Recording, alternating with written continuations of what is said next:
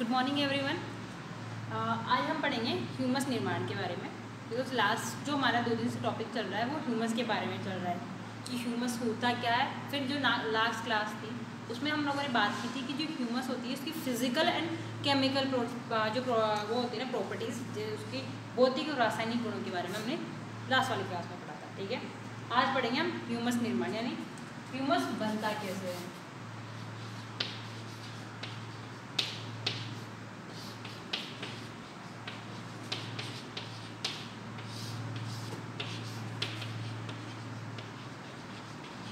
Formation of humus.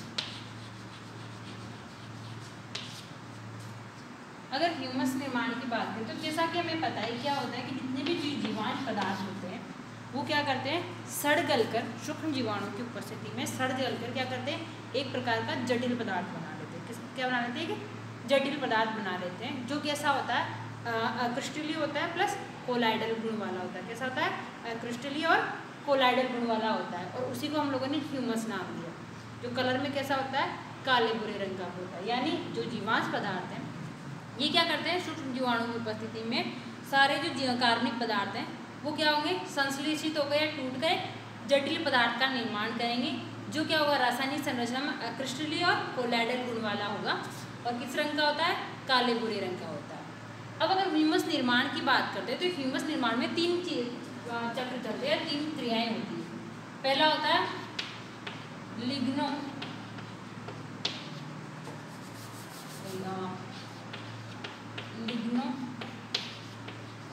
Protein का निर्माण।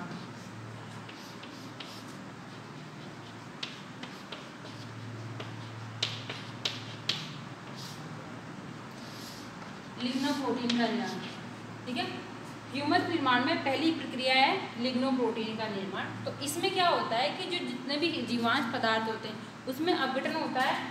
जैसे कि हम लोगों ने कार्बोहाइड्रेट वाले अपघटन में पढ़ा था, किस किस चीज़ का अपघटन होता है, शर्करा का, स्टार्च का, सेलुलोज का,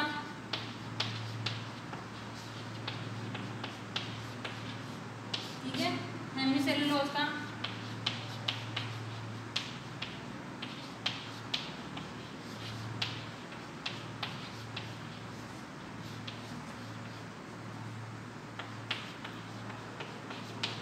लिग्नीन का,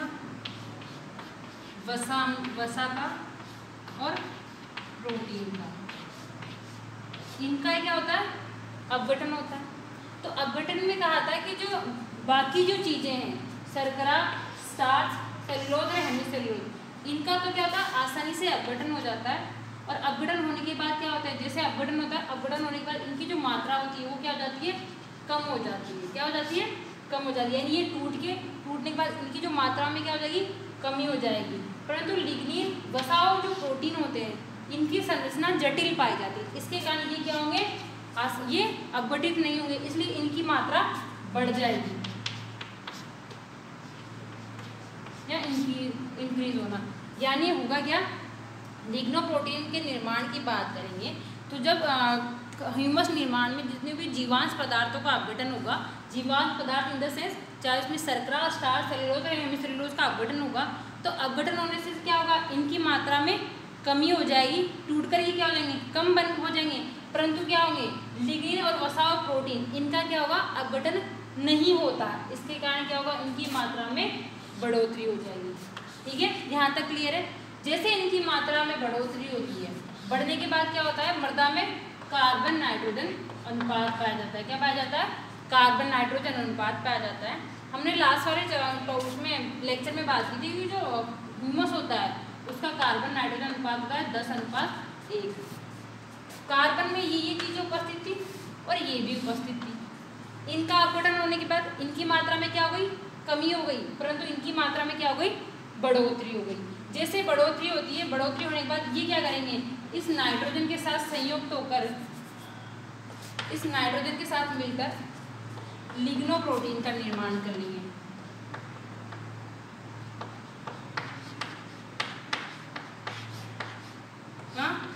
निर्माण कर लेंगे। समझ में आया? एक बार और बात करते हैं लिग्नोप्रोटीन का निर्माण होता कैसे है। इसमें क्या कहेंगे कि जो जीवांश पदार्थ होता है उसके जब ह्यूमस का निर्माण होता है तो जीवांश पदार्थों का अपघटन होता है।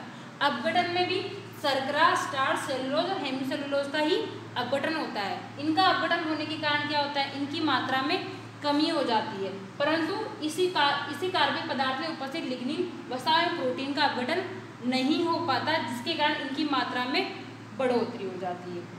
अब ये जो लिग्निन, वसा और जो प्रोटीन होगा ये क्या होगा, इस कार्बन नाइट्रोजन में उपस्थित इस नाइट्रोजन के साथ क्रिया करके क्या बना लेगा, लिग्नो प्रोटीन का निर्माण कर लेगा। तो पहली अवस्था समझ में आई, यानी ह्यूमस निर्माण का पहली अवस्था क्या है, लिग्नो प्रोटीन का निर्माण। तो आई होप ये समझ में आया होगा।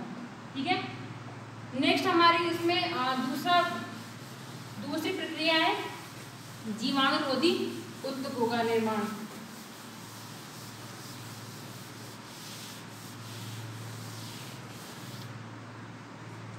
दूसरी प्रक्रिया है जीवाणुरोधी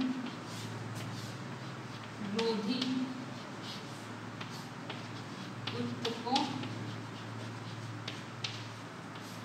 का निर्माण। जीवाणुरोधी उत्तकों का निर्माण। ठीक है, यहाँ तक लिग्नोप्रोटीन समझ में आया। लिग्नोप्रोटीन हम लोगों ने लिग्नोप्रोटीन का निर्माण किस प्रकार से होता है। नेक्स्ट क्रिया चलती है जीवाणुरोधी उत्तकों का निर्माण। इसकी बात करें तो इसमें क्या होता है, जितने भी जीवांश पदार्थ हैं ये क्या करेंगे, सूक्ष्म जीवाणु की उपस्थिति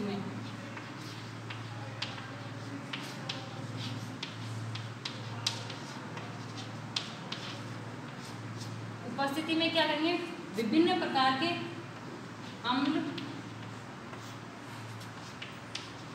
ऊर्जा प्लस अमोनिकल लवणों का निर्माण कर देंगे। यानी जितने भी जो जीवांश पदार्थ हैं वो सूक्ष्म जीवाणु की उपस्थिति में टूटकर विभिन्न प्रकार के अम्ल, ऊर्जा एवं अमोनिकल लवणों का निर्माण कर लेंगे। अब क्या होगा, ये जो अम्ल और पोषक तत्व हैं वो उच्च पादपों द्वारा ग्रहण कर लिए जाते हैं, प्लस ये जो ऊर्जा होती है इसका उपयोग ये सूक्ष्म जीवाणु कर लेते हैं अपने उपभोग में। ऊर्जा का उपयोग, ये जो ऊर्जा और अमोनिकल लवण, इसका उपयोग क्या हुआ, उच्च पादपों द्वारा कर लिया गया। बची ऊर्जा और अमोनिकल लवण। ऊर्जा का उपयोग क्या करते हैं, ये सूक्ष्म जीवाणु अपनी जो जीवन चक्र है उसको सुचारू रूप से चलाने के लिए ऊर्जा का प्रयोग ये कर लेते हैं। बचता क्या है, अमोनिकल लवण। इस अमोनिकल लवण का प्रयोग सूक्ष्म जीवाणु करके जीवाणुरोधी उत्तकों का निर्माण कर लेते हैं। यानी क्या होता है, ये जीवांश पदार्थ होता है ये टूटेगा, टूटने के बाद विभिन्न प्रकार के अम्ल, ऊर्जा और अमोनिकल लवण बनाएगा। अम्लों का कोई रोल नहीं है यहाँ पे, क्योंकि अम्ल क्या हो जाएंगे, विभिन्न प्रकार के उच्च पादपों द्वारा यूज कर लिए जाएंगे या मृदा में पड़े रहेंगे। बचता क्या है हमारे पास, ऊर्जा और अमोनिकल लवण। अब ऊर्जा की बात करें तो इस ऊर्जा का निर्माण सूक्ष्म जीवाणु अपने जीवन चक्र को चलाने के लिए कर लेंगे। बचता है क्या होता है, अमोनिकल लवण। तो यही सूक्ष्म जीवाणु क्या करेंगे, इस अमोनिकल लवण को भी अपने ही उपयोग में लेकर जीवाणुरोधी उत्तकों का निर्माण कर लेंगे, यानी अपने लिए जीवाणुरोधी उत्तकों का निर्माण कर लेंगे। यहाँ तक क्लियर समझ आया, जीवाणुरोधी उत्तकों का निर्माण हुआ। अब ये जीवांश पदार्थ फिर से विच्छेदित होता है और विच्छेदित होने के बाद पॉली यूरोनाइड का निर्माण करता है। किसका निर्माण करता है, पॉली यूरोनाइड का निर्माण करता है। ये पॉली यूरोनाइड इस जीवाणुरोधी उत्तक के साथ मिलकर जीवाणुवीय उत्तकों का निर्माण कर लेते हैं। यह पॉली यूरोनाइड इस जीवाणुरोधी उत्तकों के साथ मिलकर जीवाणुवीय उत्तकों का निर्माण कर लेते हैं। इसके कारण क्या होता है, जितने भी सूक्ष्म जीवाणु जब क्या होता है मृदा में मरते हैं या उनका सीधी सी बात है, जैसे ये सूक्ष्म जीवाणु मृदा में मरते हैं तो इसके कारण वो क्या होता है, उनका जो शरीर होता है वो क्या होता है, उनका अपघटन नहीं होता, वो मृदा में एज इट इज पड़े रहते हैं। दोबारा देखते हैं। जीवाणुरोधी ऊतकों का निर्माण। जैसे जीवांश पदार्थ टूटता है, टूटने के बाद अम्ल उत्तक एवं अमोनिकल लवण बनाता है।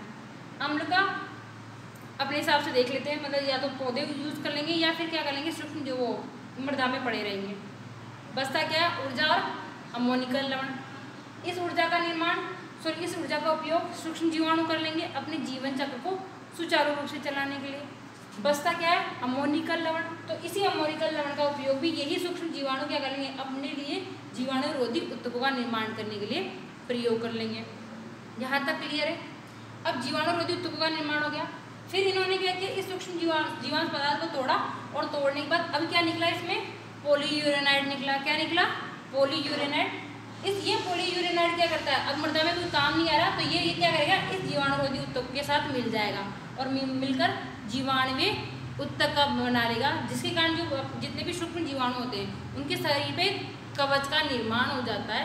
इस कवच के कारण जब ये सूक्ष्म जीवाणु मृदा में मरते हैं तो उनका अपघटन नहीं होता और वो मृदा में एज इट इज पड़े रहते हैं। क्लियर है। तीसरी इसी में क्रिया है क्ले मृतिका का निर्माण।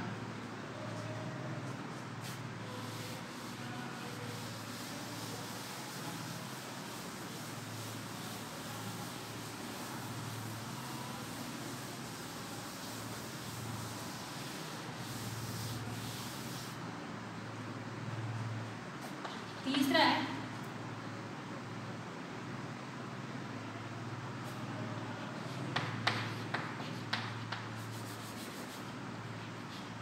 प्रोटीन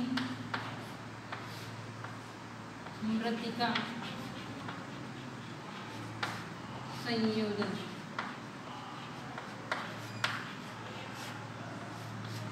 तीसरा क्या है, इसी में तीसरी प्रक्रिया है प्रोटीन मृतिका संयोजन। ठीक है, ओके। अब इसकी बात करते हैं, ये दोनों चीजें समझ में आई। उसके बाद किसका काम नंबर आता है, प्रोटीन और मृतिका संयोजन का। इसमें क्या कहा गया कि जो मृतिका हो इसको हम क्ले भी कह सकते हैं। जो क्ले होती है वो क्या होती है, संरचना में अम्लीय होती है। कैसी होती है, प्रकृति में अम्लीय होती है, इनमें अम्लीय गुण पाए जाते हैं। परंतु जो प्रोटीन होती है वो कैसी होती है, क्षारीय होती है, इसलिए इसमें क्या होता है, क्षारीय गुण पाए जाते हैं। मृतिका जिसे क्ले भी कहते हैं, क्ले में क्या होता है, अम्लीय, इसकी प्रकृति में ये अम्लीय होती है, इसके कारण अम्लीय गुण पाए जाएंगे। और प्रोटीन जो होती है प्रकृति में क्षारीय होती है, इसलिए क्या होगा, इसमें क्षारीय गुण पाए जाएंगे। इस वजह से क्या होता है, ये अम्ल और क्षार दोनों मिल जाएंगे, यानी ये प्रोटीन और मृतिका दोनों मिलकर क्या कर लेगी, प्रोटीन मृतिका